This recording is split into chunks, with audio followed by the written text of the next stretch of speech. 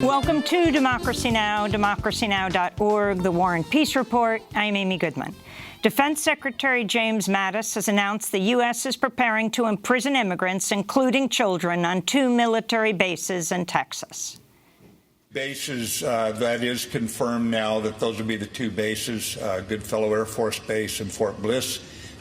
But I cannot confirm the specifics on how they'll be used. We'll provide whatever support the Department of Homeland Security needs in order to house the people that they have under their custody. So we will work that out week by week. The numbers obviously are dynamic, so we'll have to stay flexible in our logistics support for Department of Homeland Security.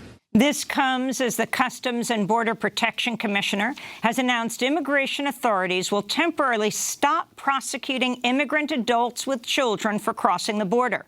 CBP Commissioner Kevin McAleenan also said his agency and the Justice Department should reach a policy, quote, where adults who bring their kids across the border who violate our laws and risk their lives at the border can be prosecuted without an extended separation from their children, unquote. More than 2,000 children remain separated from their parents, jailed in detention centers across the country.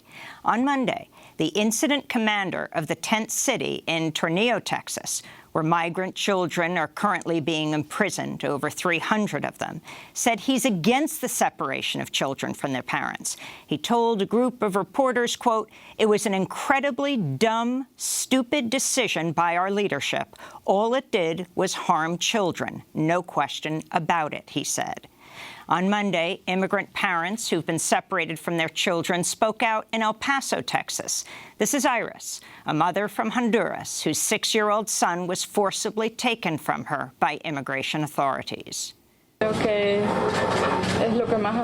think that's what I most desire, to have my son in my arms. That's the dream that comes to me. I fall asleep and the first thing I dream is to dream of him. Do you plan on going to Arizona where your son is? I can't go to Arizona. I think we're not allowed to do that. If it weren't for these good people who have supported us here, we wouldn't have known what to do to find our children. If you knew your children would be taken away when you got here, would you have come?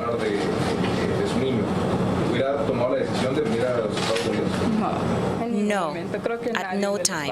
I think none of us parents who are here would have done that. No one wants to endanger their children, who are the most sacred thing God has given us. We'll have more on the long-term impact of the separation of migrant children from their parents later in the broadcast. In more news on migration and deportation, the Associated Press reports Algeria has expelled more than 13,000 migrants into the Sahara Desert over the last 14 months. Survivors interviewed by the AP say they were rounded up, crammed into trucks, driven into the desert, then dropped off and forced at gunpoint to walk into neighboring Niger. They say an unknown number of their fellow migrants died during the journey. In the latest series of scandals for the Environmental Protection Agency Administrator Scott Pruitt, newly released internal emails show his office discussed hiring the family friend of a fossil fuel lobbyist whose wife has been renting Pruitt a Washington, D.C. condo at only $50 a night, far below market price. The emails were released as part of a Freedom of Information Act request filed by the Sierra Club.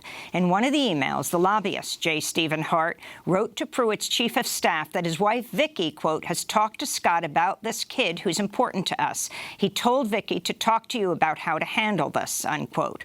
Pruitt's chief of staff replied, on it.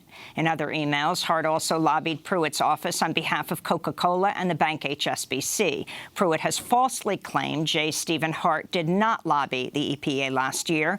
Meanwhile, BuzzFeed also reports other internal emails show that a month after becoming EPA administrator, Scott Pruitt told top executives with the American Petroleum Institute he was looking to fill regional director positions within the agency.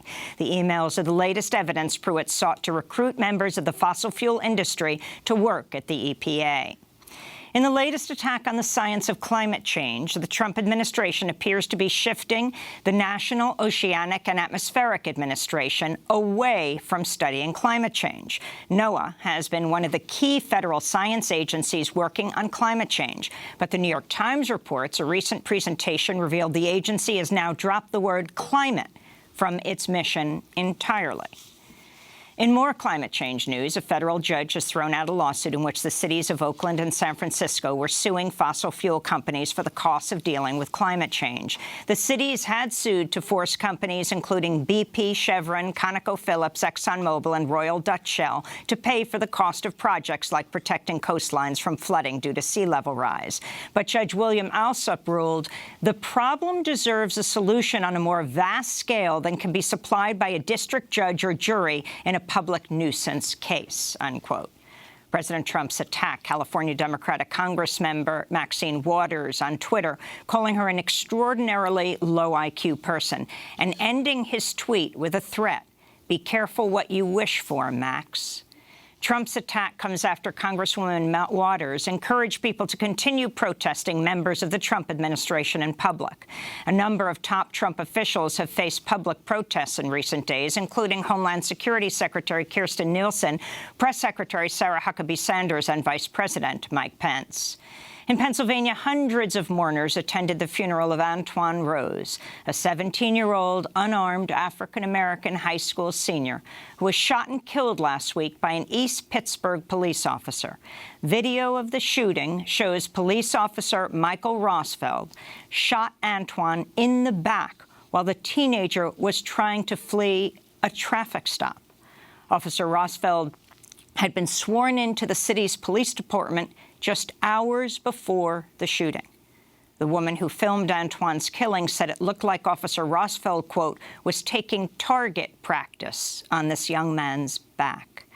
Antoine's killing sparked days of protests last week in East Pittsburgh, with hundreds of protesters taking to the streets and shutting down a major highway.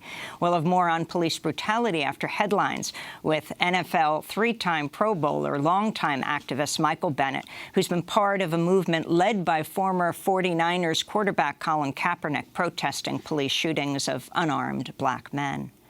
In Mexico, at least 2 more political candidates have been assassinated in the lead-up to Sunday's presidential election.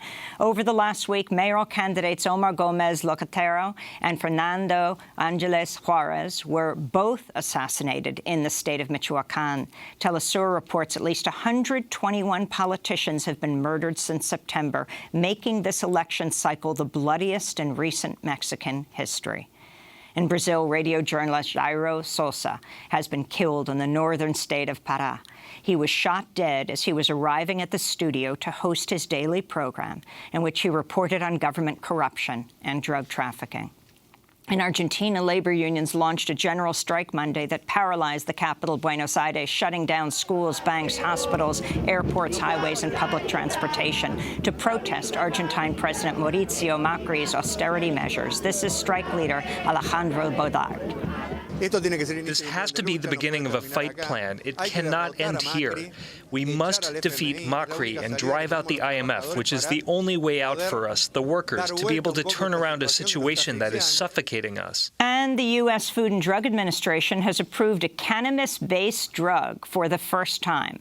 The drug, Epidiolex, has been approved to treat 2 types of epileptic syndromes.